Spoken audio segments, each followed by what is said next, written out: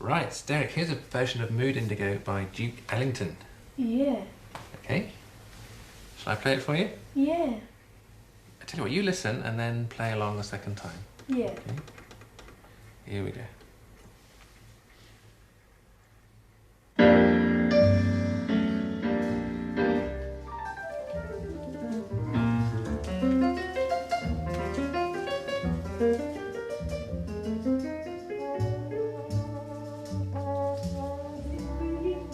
Yeah, listen carefully.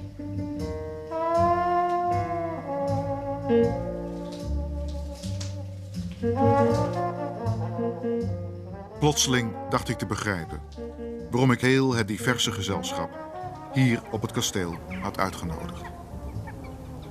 Het gebeurde tijdens het gesprek met de 3 schrijvers, Brodsky, Vargas Llosa en Okri. In hun kinderjaren ervoeren zij de wereld der boeken en de reizen in hun verbeelding als meer reëel dan de werkelijkheid op straat. Boeken werden de eerste en enige werkelijkheid, terwijl de werkelijkheid zelf werd ervaren als onzinnig of lastig. I would say this is what is typically literary, you know.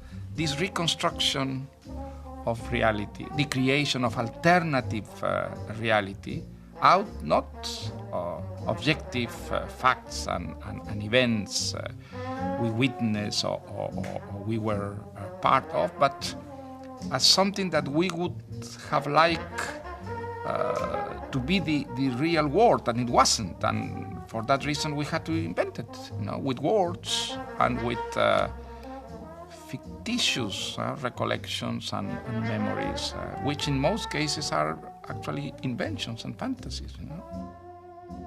Niets was me meer vertrouwd. Hoeveel avonturen herinner ik me die ik enkel leende uit boeken. Ja, waarom lijkt de verbeelding van de werkelijkheid van toen zoveel beter bewaard dan de werkelijkheid zelf? In hoeverre is de fantasie van toen inmiddels nog eens verder ingekleurd door latere ervaringen?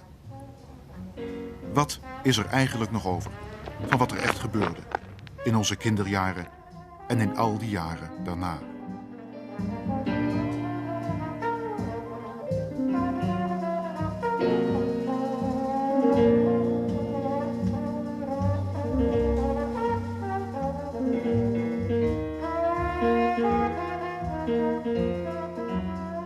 My childhood seems to have disappeared into the books I read, and I suspect with each passing day that my childhood is to some degree quite fictitious. I'm not sure what is my childhood anymore, to be quite honest with you. It's mixed up with... It's mixed up with a lot of images, a lot of worlds, a lot of books, a lot of worlds, a lot of periods of time. I seem to have been in many different continents. I seem to have been in Egypt, in ancient Greece, in Persia, in Arcadia. It just seems to have disappeared, and 1 or 2 images maybe come back that seem to me to be real, but I may have invented that too.